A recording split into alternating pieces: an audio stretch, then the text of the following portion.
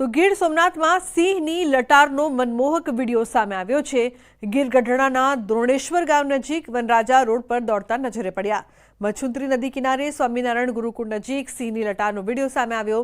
સિંહના આટાફેરાને લઈને સ્થાનિકોમાં ભયનો માહોલ છવાયો છે। તો પંચમહાલના ઘોગંબાના પરોલીમાં કપિરાજનો આતંક જોવા મળ્યો છે। પખવાડિયાથી સ્થાનિકોની ઊંઘ ઉડાડનાર કપિરાજ આખરે પાંજરે પુરાયા। બાળકો મહિલાઓ પર કપિરાજે હુમલો કર્યો। વન વિભાગને કપિરાજને પાંજરે પૂરવા કરાઈ હતી જાણ।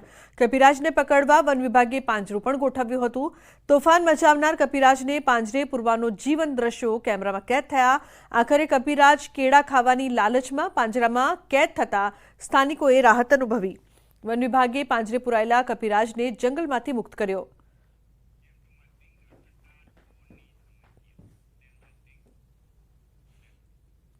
હવે વાત કરીએ રખડતા ઢોરની સમસ્યાની।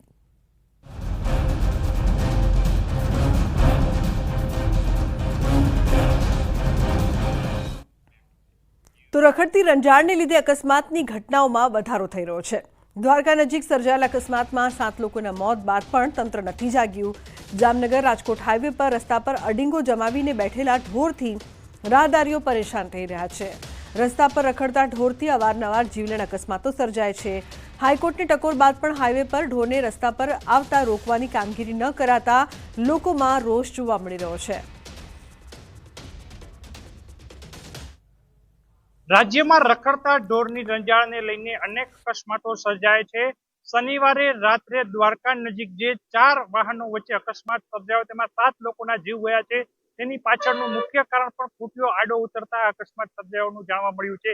જામનગર હોય કે રાજ્યના અન્ય જિલ્લાઓ ત્યાં રખડતા ઢોરની રંજાડ જોવા મળી છે। હાલ ન્યૂઝ 18 પહોંચ્યું છે જામનગર રાજકોટ હાઈવે પર। ત્યાં રસ્તા ઉપર આપ જે દ્રશ્ય જોઈ રહ્યા છો, રસ્તે જે ઢોર છે તે અડીંગો જમાવીને બેઠા છે ને અહીં જે વાહન ચાલકો પસાર થાય છે, આ વાહન ચાલકો જ્યારે પસાર થતા હોય છે ત્યારે આ જે ઢોર બેઠેલા હોય છે તે રસ્તે નીકળતા હોય છે અને જે અકસ્માત સર્જાય છે જેમાં અનેક લોકોના જીવ ગયા છે। અત્યાર સુધીની વાત કરવામાં આવે તો દ્વારકામાં જે તાજેતરમાં જ અકસ્માત સર્જાયો અને 7 લોકોના જીવ ગયા છે ત્યારે આ ઘટનામાંથી બોધપાઠ લઈ અને રખડતા ઢોરની રંજાડ છે તેના માટે તંત્ર નક્કર કાર્યવાહી કરે તે જરૂરી છે। જે પ્રકારે હાઈકોર્ટની ટકોર બાદ પણ તંત્ર છે તે જાગ્યું નથી ને આ પ્રકારના અકસ્માત જ્યારે સર્જાય છે ત્યારે બોધપાઠ લઈ અને નક્કર કાર્યવાહી થાય તે પણ જરૂરી છે।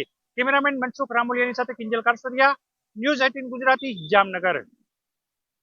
જેમાં પોરબંદર રાજકોટ નેશનલ હાઈવે પર રખડતા ઢોરનો ત્રાસ યથાવત છે। નેશનલ હાઈવે પર અડીંગો જમાવીને બેઠેલા ઢોરના કારણે વાહન ચાલકોને ભારે હાલાકી ભોગવવી પડે છે।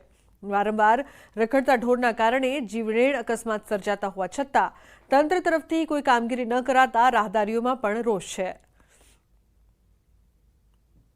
નયા ઢોરનું હાઈવે ઉપર બહુ ત્રાસ છે।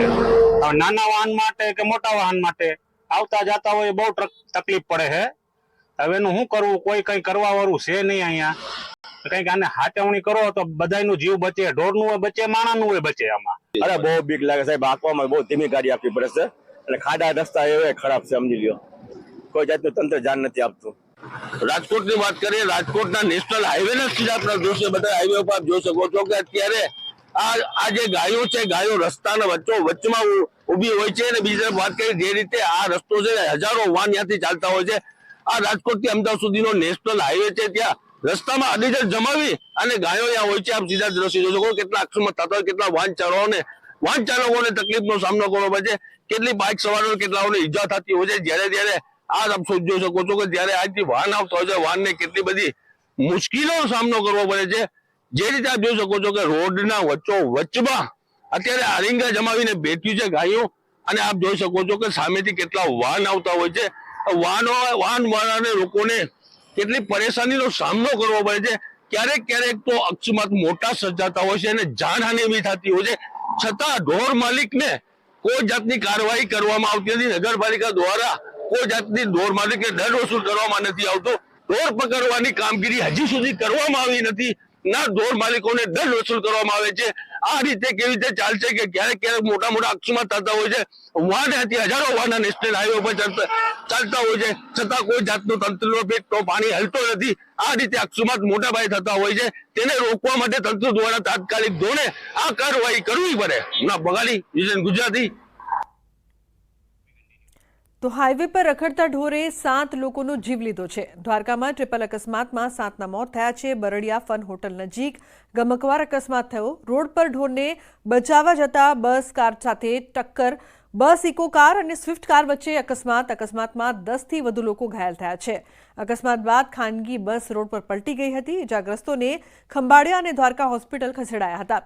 તો બસ ચાલકે સ્ટીયરિંગ પરથી કાબુ ગુમાવતા અકસ્માત સર્જાયો હોવાની માહિતી મળી રહી છે. બસનો કાબુ ગુમાવતા બસ ડિવાઈડર ક્રોસ કરીને બીજી સાઈડ ઇકો અને સ્વિફ્ટ કાર સાથે અથડાઈ હતી. આ અકસ્માતમાં કુલ 7 લોકોના મોત થયા, જ્યારે 10થી વધુ લોકો સારવાર હેઠળ છે, જેમાં એક વ્યક્તિને માથાના ભાગે ગંભીર ઈજા પહોંચી છે.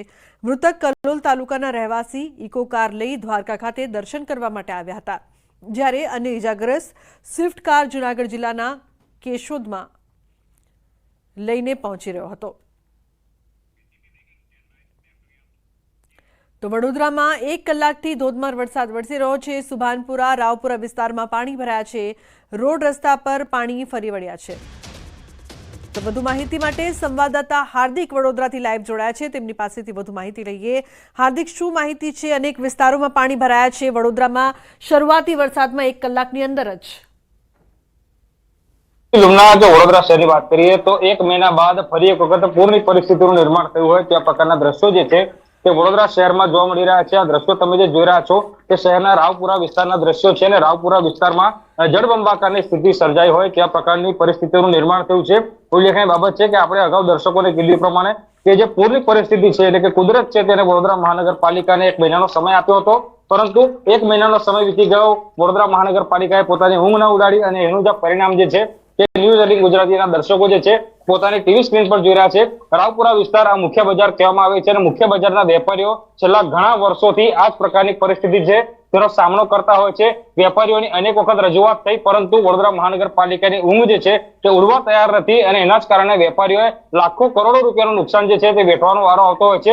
જોઈ શકાય છે દુકાનો ટપોટપ દુકાનો બંધ કરીને જે વેપારીઓ છે તેઓ પોતપોતાના ઘરે પહોંચી ગયા છે, અને દુકાનની અંદર રહેલો જે માલ સામાન છે તે સહી સલામત ખસેડી દેવામાં આવ્યો છે. ઉલ્લેખનીય બાબત છે કે આ તે રાવપુરા વિસ્તારની વાત, પરંતુ શહેરના મોટા ભાગના વિસ્તાર જે છે તે જળબંબાકારની સ્થિતિ છે તેનું નિર્માણ થયું છે, અને નીચાણવાળા વિસ્તારના જે લોકો છે તેમની મુશ્કેલીમાં ચોક્કસથી વધારો થયો છે. કારણ કે છેલ્લા 1.5-2 કલાકથી વરસાદ જે છે તે અવિરત વરસી રહ્યો છે, અને અવિરત વરસાદ વરસી રહ્યો છે એના કારણે જે પૂરની પરિસ્થિતિ છે તેનું નિર્માણ જે છે તે ફરી એક વખત વડોદરા શહેરમાં થયું છે. જો આ જ રીતે વરસાદ જે છે તે વરસતો રહેશે તો ગઈ વખતે જે પૂર આવ્યું હતું એ જ પૂરની પરિસ્થિતિનો સામનો જે છે તે વડોદરા વાસીઓ કરવો પડે તો નવાઈ નહીં, કારણ કે પ્રી મોન્સૂન કામગીરી જો થઈ હોત તો આ પરિસ્થિતિ ન થઈ હોત. કીધું પ્રમાણે કે આ વર્ષની વાત નથી, પરંતુ દર વર્ષે વડોદરા વાસીઓ અને ખાસ કરીને રાવપુરા વિસ્તારના જે વેપારીઓ છે તેઓ આ જ પ્રકારની હાલાકી જે છે તેનો સામનો કરતા હોય છે. એટલે આજે વરસાદ જે છે તે વડોદરા વાસીઓ માટે અત્યારે આફતનો વરસાદ સાબિત થતો હોય તેમ લાગી રહ્યું છે. લુમના, હાર્દિક, એક મોટો પ્રશ્ન અહીં એ પણ બની રહ્યો છે કે વડોદરા એટલું મોટું શહેર છે, પ્રી મોન્સૂનની કામગીરી પાછળ કરોડો રૂપિયા ખર્ચ થાય છે, તો એ પૈસા જાય છે ક્યાં જો આ પ્રકારની કામગીરી થઈ હોય? બિલકુલ લુમના, પ્રી મોન્સૂન કામગીરી પાછળ કરોડો જે ખર્ચવામાં આવે છે, કરોડો રૂપિયા કાં તો પછી અધિકારીઓ અને નેતાઓના ખિસ્સામાં જાય છે, કાં તો પછી આ રીતે પાણીમાં જાય છે. કારણ કે જો પ્રી મોન્સૂન કામગીરી જે છે તે કરવામાં આવી હોત તો પછી આ રીતે જે વડોદરાના રસ્તાઓ છે તે વરસાદી પાણી જે છે તે ન ફરી વળ્યા હોત. વડોદરા મહાનગરપાલિકામાં જે ભ્રષ્ટાચારની નીતિ છે, અને એ નીતિ એ હદે વધી ગઈ છે કે નાગરિકોની પરવા જાણે સત્તાધીશોને અને અધિકારીઓ હોય ના તેમ તે વર્તન કરી રહ્યા છે. આ અંગે જો નાગરિક રજૂઆત કરવા જાય તો તેની સાથે તોછડી ભાષામાં વર્તન કરવામાં આવે છે. એટલે વડોદરા વાસીઓ માટે સૌથી મોટો સવાલ એ છે કે ફરિયાદ કરવી તો કોને કરવી, અધિકારીઓને કરવી, નેતાઓને કરવી કે પછી કુદરતને કરવી? એટલે વડોદરા વાસીઓ અત્યારે મૂંઝવણમાં મુકાયા છે, કારણ કે આ પરિસ્થિતિ જે છે એ વડોદરા વાસીઓ માટે ખૂબ જ કપરી પરિસ્થિતિ છે. અધિકારીઓ નેતાઓ અત્યારે પોતાના કેબિનમાં બેઠા હશે, કમાન્ડ એન્ડ કંટ્રોલ રૂમ પરથી સ્થિતિનો તાગ મેળવતા હશે, પરંતુ તેઓ ગ્રાઉન્ડ લેવલ પર આવે ત્યારે તેમને ખબર પડે કે વડોદરા વાસીઓ જે છે તે આવા વરસાદમાં કયા પ્રકારની હાલાકી જે છે તે વેઠી રહ્યા છે. લુમના, બિલકુલ હાર્દિક, એક મહત્વની વાત ત્યારે આપે એ કરી કે જ્યારે લોકો પૂછે છે ત્યારે તંત્ર તેમને યોગ્ય જવાબ નથી આપતું, અને આપની પાછળ કેટલાક લોકો પણ જોવા મળી રહ્યા છે, તેમની પાસેથી પણ તેમની પરિસ્થિતિ જાણવાનો પ્રયાસ કરશો, જે હાલાકી તેમને થઈ રહી છે, તંત્ર જાણે કે કેટલા હેરાન છે લોકો. બિલકુલ ત્યાં અહીંયા કેટલા લોકો ઉભા છે તેમની સાથે વાત કરીને જાણવાનો પ્રયત્ન કરીશું. મોટાભાઈ તમે વેપારી છો, શું કહેશો?